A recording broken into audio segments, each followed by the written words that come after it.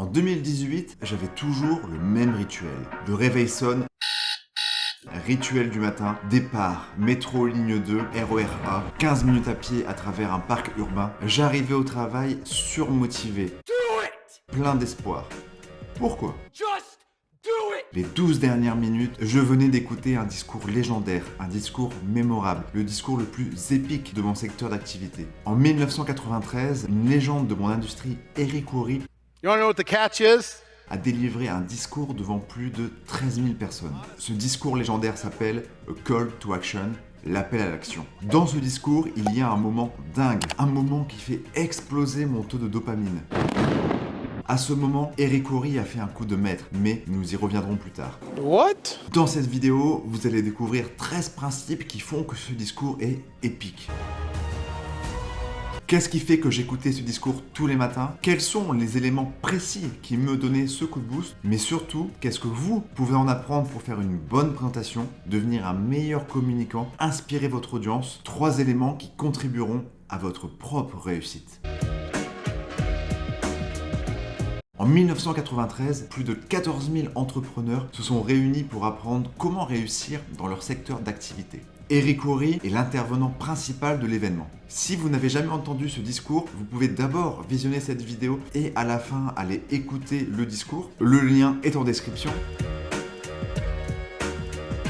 Pourquoi tu veux analyser un discours alors qu'en ce moment, c'est un peu compliqué, hein? Car parmi ces 13 éléments, vous pourrez en piocher pour vous inspirer lors de la création de votre contenu sur les réseaux sociaux, la création de vidéos, d'articles de blog, de podcasts, de conférences Zoom et même des éléments qui vous seront utiles lors de messages de prospection. Comment convaincre son audience, comment inspirer un auditoire? C'est parti!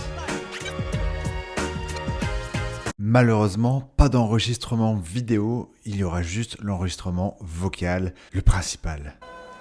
Over 200 years ago, there was a revolution, an American Revolution, an event that literally changed the course of history.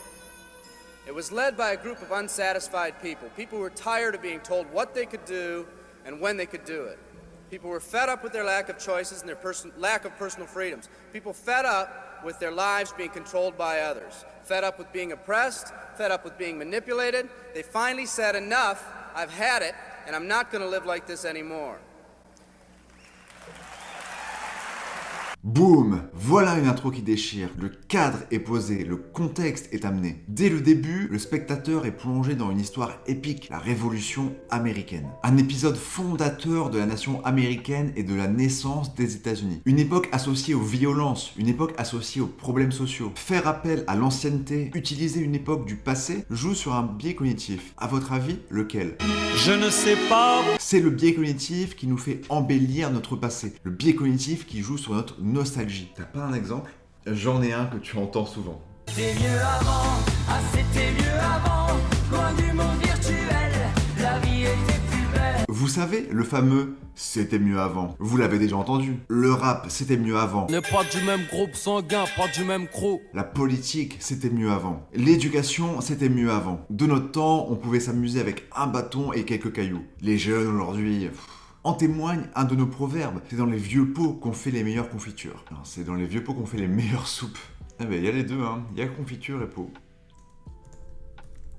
Il y a soupe et confiture. Je sais pas ce que vous dites, mais... Bref. En témoigne un de nos proverbes, c'est dans les vieux pots qu'on fait les meilleurs yaourts. Et ça, cela ne date pas de notre génération. Retenez bien la date. En 180 après Jésus-Christ, Valerius Caton, dans un de ses recueils, déclare « Est-ce ma faute si nous n'en sommes plus à l'âge d'or? Il m'aurait mieux valu naître alors que la nature était plus clémente. Ô sort cruel qui m'a fait venir trop tard, fils d'une race déshéritée. » Sortez cet exemple à vos aînés. Avec l'introduction d'Eric Worre, le spectateur va se projeter dans la peau d'un révolutionnaire car Eric Worre fait des parallèles entre les motivations des révolutionnaires et les motivations qui poussent des personnes à devenir entrepreneurs. People were fed up with their lack of choices and their lack of personal freedoms. People fed up with their lives being controlled by others. Le reste du discours va maintenant avoir plus d'importance car le spectateur est maintenant plongé dans l'histoire. Il est associé à un révolutionnaire.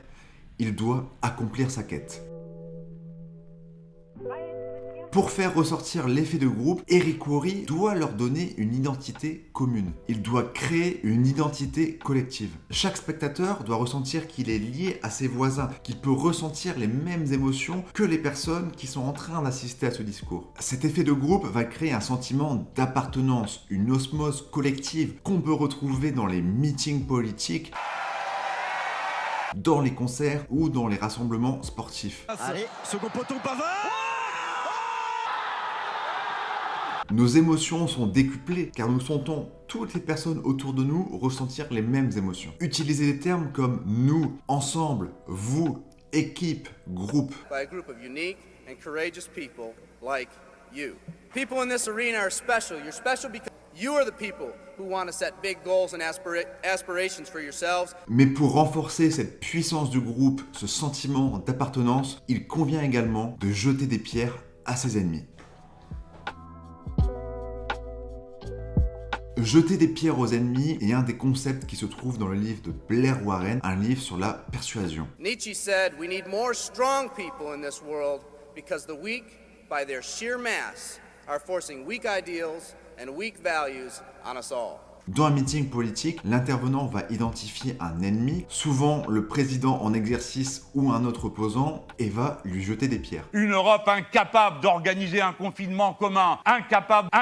Dans un match de foot, l'adversaire est un ennemi que les supporters tous ensemble veulent battre. L'être humain aime ça. Imaginez votre film préféré sans éléments perturbateurs, sans méchants. Imaginez Star Wars sans Dark Vador. Imaginez Dragon Ball Z sans Freezer, Cell et Boo. Imaginez Batman sans le Joker. Avoir un ennemi commun nous unit. C'est moche, mais c'est vrai. Votre audience, les personnes que vous rencontrez, sont tous engagés dans une lutte. Cette lutte, c'est ça leur ennemi. Cela peut être un individu, mais aussi une maladie, un concept, un événement, un groupe ou une valeur. Quand l'être humain est engagé dans une lutte, il cherche des personnes dans la même aventure. C'est à ce moment que des liens forts seront noués entre ces personnes. Qui sont les ennemis des personnes qui, à leurs yeux, osent prendre des risques? We'd slowly shifted from a people who took full responsibility for everything that happened to them to a people who've become talented and practiced at the art of blaming others for their problems. J'ai une question pour vous. Vous passez un bon moment? Non? Bon. I have a question for you. Where's that spirit today? Dans un monde où notre attention diminue à cause des réseaux sociaux, à cause des notifications, à cause du shot de dopamine qui se crée dans notre cerveau quand nous allons sur nos smartphones, il convient de plus en plus de trouver des méthodes pour captiver l'attention de votre spectateur. Engager votre public, votre audience, va permettre de créer un pic d'attention, de captiver l'attention, car les personnes se sentiront engagées avec vous, elles se sentiront connectées avec vous. Your friend tells you, come on, let's climb this one. That one's too slippery. What are you going to tell them? Poser des questions fait passer le spectateur d'un état passif à un état actif. Au début d'un bon film, deux options sont présentées. Le héros peut réussir sa quête ou l'échouer. Simba détrônera Scar ou mourra, les Avengers vaincront Thanos ou Thanos anéantira la moitié de l'univers. Cela serait trop compliqué de commencer un film en présentant une multitude d'options possibles. L'esprit du spectateur serait confus. People who've had it with the way things are. People who've picked out their mountain in life and said, I'm going to the top. And if someone tells you you can't climb mountains, you don't have any experience. You tell them, I'm going to the top. If anyone tells you you can't go up, it's too rocky, too steep, too slippery, you say, listen here, I'm going up. You're either going to see me waving from the top or dead on the side. I'm not coming back. Via cette métaphore, c'est un des prochains points. Eric Worre nous montre deux possibilités. Arriver au sommet ou mourir pendant l'ascension. Qui voudrait ne pas atteindre le sommet? Personne, sauf que cette métaphore élimine toutes les autres options. Pour rappel, l'audience de la salle sont des entrepreneurs dans le modèle du marketing de réseau. D'autres perspectives existent que d'échouer ou de réussir. Par exemple, trouver un emploi qui rend heureux, s'épanouir dans un autre business model ou se rendre compte finalement que nous voulons aller élever des chèvres dans le Larzac. Je fais genre hop, je mets les tétons comme ça. Mais là, je deviens trop rationnel. Ce n'est pas l'objectif de ce discours qui a pour but de faire passer à l'action. Le but n'est pas de comparer toutes les alternatives possibles, c'est d'inspirer, c'est de motiver les gens à passer à l'action. Vous vous rappelez en début de vidéo, dans ce discours, il y a un moment dingue, un moment qui fait exploser mon taux de dopamine. C'est par rapport au moment que vous venez d'entendre. Je veux arriver au sommet, je ne veux pas mourir pendant l'ascension. Going up. You're either gonna see me waving from the top or dead on the side. I'm not coming back. L'utilisation de cette image, de cette métaphore, est un coup de maître. Superbe transition pour le point suivant. L'utilisation de la métaphore de la montagne est une réussite. Imaginez. Pour me motiver à travailler, je me crée une image mentale où j'étais en train d'escalader une montagne. Une image mentale où je refusais de mourir pendant l'ascension. Cela me donnait un coup de boost pour passer à l'action. La métaphore de la montagne n'est pas la seule. The acorn becomes an oak, the puppy becomes a dog, and that's all that's required of the oak and the dog. But the human being's task in fulfilling his or her nature is much more difficult. The reason is, unlike any other living creature on this planet, you've been given the dignity of choice. You'll not grow like a tree. You'll grow only as you plan and choose to grow. Ces métaphores aident votre public à se représenter mentalement le concept que vous êtes en train de faire passer. Ici, nous ne poussons pas comme un arbre, nous décidons si nous voulons pousser ou pas. Quand elles sont employées intelligemment dans votre communication, les métaphores augmenteront l'impact de votre message. Let me explain one of the laws of the universe. It's called the law of use. And it says simply this: whatever you don't use, you lose. Lack of use causes loss. Ambition unused declines. Faith unused decreases. If you don't use your skills, you lose your skills. If you don't use your freedom, you lose your freedom.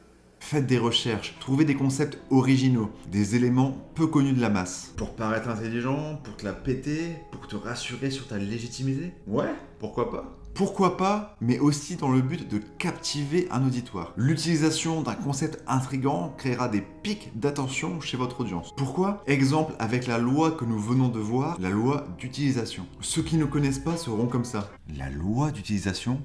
Mais qu'est-ce que c'est ? C'est d'ailleurs la méthode des marketeurs qui apporte un nom unique à leur concept. Découvrez la méthode RAC, Ringot au carré, réussir en marketing de réseau en automatisant sa prospection. C'est pas du tout un exemple vu que c'est un peu vrai. Bon coup de promo. À l'inverse, quelle réaction sera créée chez le spectateur qui connaît la loi d'utilisation ? Ah oui, je connais ce truc-là. La classe. Un lien sera créé avec ces personnes car vous avez une connaissance originale en commun. Cela lui donnera un sentiment d'être supérieur, un sentiment de fierté, un sentiment d'être différent. Pour la prochaine partie, soyez attentifs, ouvrez vos oreilles, vous pourrez être surpris. Pour la prochaine partie, soyez attentifs, ouvrez vos oreilles, vous pourrez être surpris. Faire des pauses, utiliser des silences, changer de rythme permet de donner une dynamique à votre discours, de faire passer des messages plus qu'un autre et donc d'augmenter l'impact de votre présentation. Les pauses sont utilisées quand une réaction du public est attendue. Unique and courageous people like you.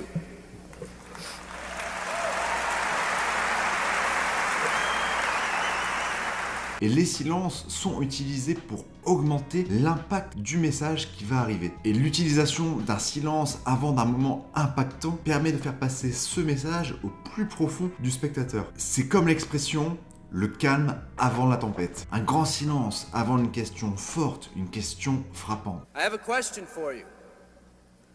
Where's that spirit today? La maîtrise du rythme, elle, permet de ne pas paraître anxieux. Vous êtes maître de la situation, vous êtes maître du tempo. Une bonne utilisation du rythme et des silences augmentera votre crédibilité et votre leadership. Un autre concept qui se trouve dans le livre de Blair Warren, c'est justifier leur échec. Alors oui, beaucoup prennent le fait que nous sommes les seuls responsables de ce qui nous arrive. Oui, il faut accepter sa responsabilité dans ces échecs, mais quand quelqu'un nous explique que d'autres facteurs ont joué dans cet échec, nous nous sentons réconfortés, nous nous sentons rassurés. Tout n'est finalement pas de notre faute. We've slowly changed from a society that compensates based on value to a society that compensates based on entitlement and seniority. It's coming from people who've been oppressed in meaningless jobs, from people who've been unjustly held back, from people who've been slighted or ignored, from people who've had their hopes crushed time and time again by the circumstances around them, from people who've been playing in a game where the rules weren't the same for everyone, from people whose dreams have almost died by the methodical dripping of negative and pessimistic forces. Si c'est la première fois que vous arrivez sur cette chaîne, sachez que j'adore les chiffres, je ne pouvais pas ne pas mettre la partie suivante. We changed from an independent people to a dependent people. On est passé d'indépendant à dépendant. Ouais, si, c'est vrai. Ouais. At the turn of the century, in the year 1900, less than 10% of us worked for other people or the government. Over 90% of us were self-employed. We were an independent people. In 1980, only 80 years later, over 90% of us worked for the other people or the government. Less than 10% of us were self-employed. Ah ouais, de 10% à 90%. Sacrée évolution. Hein. Les statistiques, si elles sont bien interprétées, mettent une réalité sur les faits. En tant qu'ancien business analyst, tu pourrais juste dire analyse d'affaires. Ouais, j'aime bien en anglais et tout, c'est stylé quoi. Ça va? Tu vas bien, Chérie? Comment tu t'appelles? Guillaume. Tu fais quoi dans la vie, Guillaume? Project Manager. Nique ta race. Parle-moi français là! J'ai constaté que la représentation de données, que la visualisation de données permet d'augmenter l'impact du message que vous voulez faire passer, permet de convaincre plus facilement vos clients, votre audience, et dans notre cas, d'augmenter l'impact du message pour votre auditoire. Cela apporte un avis plus objectif qu'un ensemble de mots non sourcés. De plus, cela casse le rythme, cela crée des pics d'attention.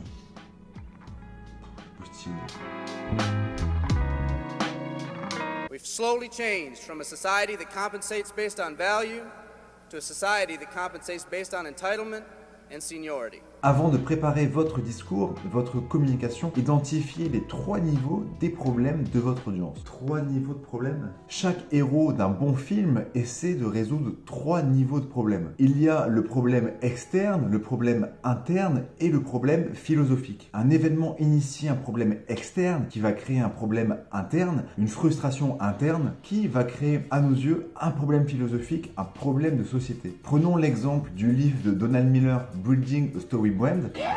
Il est écrit: lorsque Luke tire avec la torpille à protons à travers le petit trou de l'étoile de la mort, il résout le problème externe de la destruction de l'étoile de la mort, le problème interne qui l'avait amené à se demander s'il était vraiment fait pour être un Jedi, et le problème philosophique du bien contre le mal, le tout en appuyant sur un bouton. This man has a vision. Quand on achète une Tesla, le besoin externe, c'est acheter une voiture. Le besoin interne, c'est je vais être un des premiers à adopter cette nouvelle technologie. Et le besoin philosophique, c'est mon choix de voiture contribue à préserver l'environnement. Quelqu'un qui se lance dans l'entrepreneuriat, ça pourrait être besoin externe, j'ai besoin d'argent. Besoin interne, je veux prouver à mon entourage que moi aussi, je peux avoir du succès. Et le besoin philosophique, je ne veux pas être un mouton. La société nous impose de faire métro, boulot, dodo, pas pour moi. Dans le discours d'Eric Worre, il met le paquet sur les problèmes philosophiques, sur les problèmes de société. Des problèmes qui font appel à des raisonnements comme « Pourquoi cette histoire est-elle si importante dans l'histoire de l'humanité ? Quel est le besoin profond derrière tout ça ?» Eric Worre intègre un objectif plus profond que vendre des produits ou des services. Moving products and moving services is our business and our goal, but what we are becoming in the pursuit of that goal is a larger and much more important issue. The rekindling of our independent spirit has more lasting value. Les gens ne vous le disent pas forcément, mais ils veulent être impliqués dans une histoire plus grande qu'eux-mêmes. Ah, les citations. Formidable moyen de bénéficier de la crédibilité, de l'autorité, de l'influence d'une personne respectée par votre auditoire, par votre audience. Theodore Roosevelt said these words decades ago, and I think they're particularly appropriate today. He said, "We see across the dangers of the great future, and we rejoice as a giant refreshed. The great victories are yet to be won. The greatest deeds yet to be done." Si vous êtes devant un public de basketteurs, avant de faire votre discours, votre intervention, allez sur Google, écrivez citation Michael Jordan, citation Kobe Bryant, citation Paul Pierce et reliez ces citations à votre message. L'être humain, raisonnant par analogie, par association d'idées, va associer la crédibilité de Michael Jordan à la crédibilité de votre discours, de vos paroles. Old proverb says, if a man wants his dreams to come true, he must first wake up. Nietzsche said, we need more strong people in this world, because the weak, by their sheer mass, are forcing weak ideals and weak values on us all. J'aurais pu nommer cette dernière partie comme le nom du discours d'Eric Worre, A Call to Action, l'appel à l'action. Mais aujourd'hui, appel à l'action fait référence à l'élément qui va transformer un visiteur en contact. D'ailleurs, regardez comment je m'y prends à la fin de la vidéo. J'ai donc préféré appeler cette dernière partie un nouveau départ. Some of us are finally ready to change. Les 12 premiers éléments sont importants, mais si le spectateur ressort sans volonté de passer à l'action, sans ce sentiment d'être à un nouveau départ, sans cette sensation d'espoir pour le futur, à quoi bon? Pour cela, partagez votre vision, vos pronostics pour l'avenir en incluant votre auditoire. I've dreamt of a company that can give us the opportunity to make these dreams come true. Pour captiver votre audience, racontez des bonnes histoires en vous aidant des 13 éléments que nous venons de voir ensemble. Car n'oubliez pas que What unites people? Armies? Gold? Flags?